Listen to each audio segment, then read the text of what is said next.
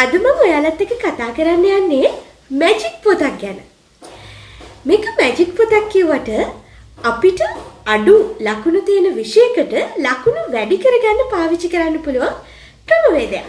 මම නම් මේ ක්‍රමය අනුගමනය කරේ කෙමිස්ට්‍රි වලට. ඒත් මට මේක අනුගමනය කරන්න කියලා උපදෙස් ලැබුණේ ෆිසික්ස් වලට. මම ෆිසික්ස් වලට වඩා කෙමිස්ට්‍රි වලට ලකුණු ටිකක් අඩු වෙන හිටපු නිසා මම මේ ක්‍රමය කෙමිස්ට්‍රි වලට පාවිච්චි කරා. ඉතින් ඇත්තම කිව්වොත් ඒක පාවිච්චි කරලා මට පුළුවන් වුණා මගේ ලකුණු වල ලොකු වර්ධනයක් ඇති කරගන්න. කොටින්ම කිව්වොත් 12 වසරේ තර්ඩ් ටර්ම් එකට මට කෙමිස්ට්‍රි වලට තිබුණේ ලකුණු 43ක් විතරයි. හැබැයි A level විභාගෙදී MCQ පේපර් එකට විතරක්ම ලකුණු 46ක් ගන්න හැකියාව ලැබුණා. ඉතින් ඒකටත් මේ ක්‍රමය ලොකු උදව්වක් වුණා. හරි. දැන් මේ සේරම කතා පැත්තකට දාලා අපි මේ ක්‍රමය මොකක්ද කියලා බලමු. පදනම වෙන්නේ papers. ඔයාලා කරන papers. ඔයා පේපර් එකක් ලිව්වම ඔයාට ඒ පේපර් එක ආපහු මාර්ක් කරලා දෙනවනේ. කියන්නේ ටර්ම් ටෙස්ට් එකක හරි එහෙම නැත්නම් ක්ලාස් එකක හරි මේකෙදි වෙන්නේ මෙන්න මේ වගේ වැඩ. ඔයාට ලැබුණු ඒ මාර්ක් කරපු පේපර් එකේ වැරදි ටික ඔයා ඉස්සෙල්ලා බලන්න පටන් ගන්නවා. ඒ කියන්නේ ඩිස්කෂන් එකක් එක්ක. බොහෝ වෙලාවට ක්ලාස් එකකදී නම් එහෙම නැත්නම් පන්තියේදී උනත් ඉස්කෝලේදී උනත් ටර්ම් ටෙස්ට් පේපර් එක බොහෝ වෙලාවට ඔයාලා අතරම සාකච්ඡා කරනවා. ගුරුවරු සාකච්ඡා කරනවා. ඒ වගේ අවස්ථාවල ඔයාලට පුළුවන් ඔයාගේ පේපරේ ඔයාලට වැරදුණු තැන් අඳුන ගන්න. එක්ක සමහර වෙලාවට මේ වැරදුණු තැන් ඔයාලට මතක නැති නිසා වැරදුණු තැන් වෙන්න පුළුවන්. එහෙම නැත්නම් මතක තිබිලා කලබලයට වැරදුණු තැන් වෙන්න පුළුවන්. එහෙම නැත්නම් මොකක්වත්ම දන්නේ නැතුව වැරදුණු තැන් වෙන්න පුළුවන්. ඒ මොන විදිහකට වැරදුණා ඔයා වෙනම පුංචි පොතක් ගන්න. මේ තියෙන්නේ මම මේ විදිහට ගත්ත පොතක්. මේක පුංචි CR පොතක් හරි මොනවා හරි වාගාව තියෙන ඉතුරු කොළ ටිකකින් හදා ගන්න පුළුවන් නම් හරි එහෙම හදා ගන්න. ඔයා ඒ වැරදුණු දේ ඇයි මට වැරදුනේ කියලා ඒ ඩිස්කෂන් එකේ කියවෙනවනේ අයියෝ මේක වැරද්දුවේ කියලා මොකද්ද මේකට හරි උත්තරේ කියලා ඔයා ඒක ලියා ගන්න. ඒ පොතේ පොයින්ට් එකක් තරුවක් විදිහට දාලා ලියා ගන්න. මේකේ මම කරපු පොතේ ෆොටෝස් වීඩියෝස් අප්ලෝඩ් කරලා තියෙන වීඩියෝ එකත් එක්ක ඔයාලට බලන්න පුළුවන්. උදාහරණයක් විදිහට අපි හිතමු පහන්සිල පරීක්ෂාව. ඔයාගෙන් ප්‍රශ්නයකට අහලා තියෙනවා පහන්සිල පරීක්ෂාවේ වර්ණයේ විදිහට කැල්සියම් ලබා දෙන වර්ණය මොකක්ද කියලා. අපි හිතමු මේක ඔයා දන්නේ නැතුව වරද්දලා තියෙනවා. මේ ප්‍රශ්නෙට ඔයා නිල් වගේ උත්තරයක් ලියලා තියෙන්නේ. ඇත්තටම කැල්සියම් මේ පාට නෙමෙයි දෙන්නේ. රතු, දුමුරු ඒ වගේ වර්ණයකට හුරු වෙන පැහැයක් තමයි කැල්සියම් වලින් පහන්සිල පරීක්ෂාවට ලැබෙන්නේ. ඉතින් ඔයා මොකද කරන්න ඕනි? ඔයාට ඒක වැරදුනා නම්, ඒ කියන්නේ ඔයා ලියලා තිබ්බ නිල් කියලා හිතන්නකෝ කැල්සියම් වල පහන්සිල පරීක්ෂාවේ වර්ණයේ විදිහට නිල් ලියලා තිබ්බේ. හැබැයි ඒක වැරදි.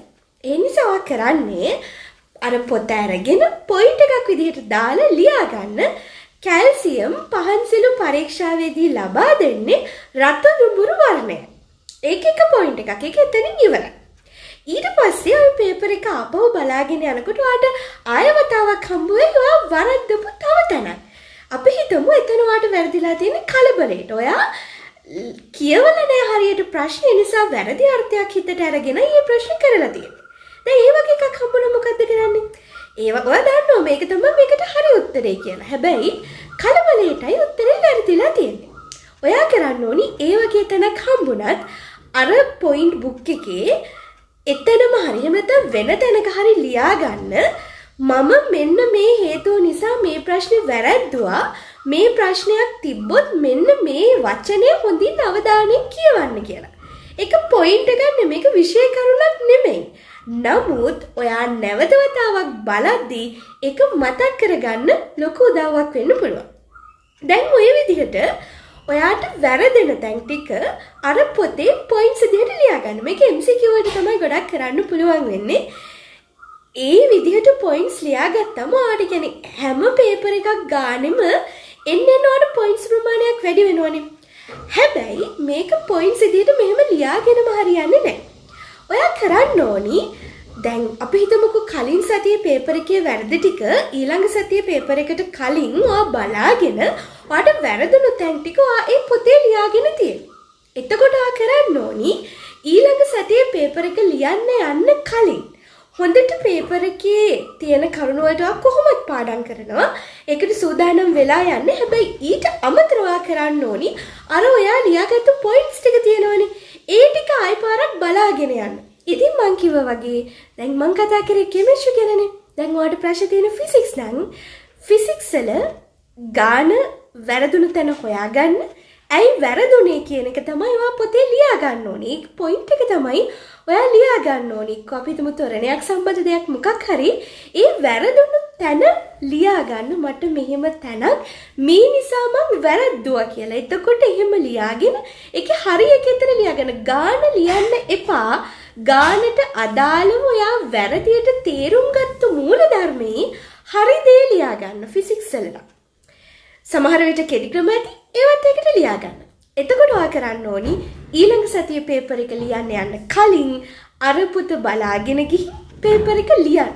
ඇත්තටම ඔයාට ඉතාම කෙටි කාලයකින් ලකුණු වැඩි කරගන්න පුළුවන් බව 100% සහතිකයක් එක්කයි මේ ක්‍රමය මං කියන්නේ. ඉතින් ඔයාලත් මේ ක්‍රමය උත්සාහ කරලා බලන්න. අනිවාර්යෙන් ලකුණු අඩුවෙන් ඉන්නවා නම් ලකුණු වැඩි කරගන්න අනිවාර්යෙන්ම ඔයාලට පුළුවන්.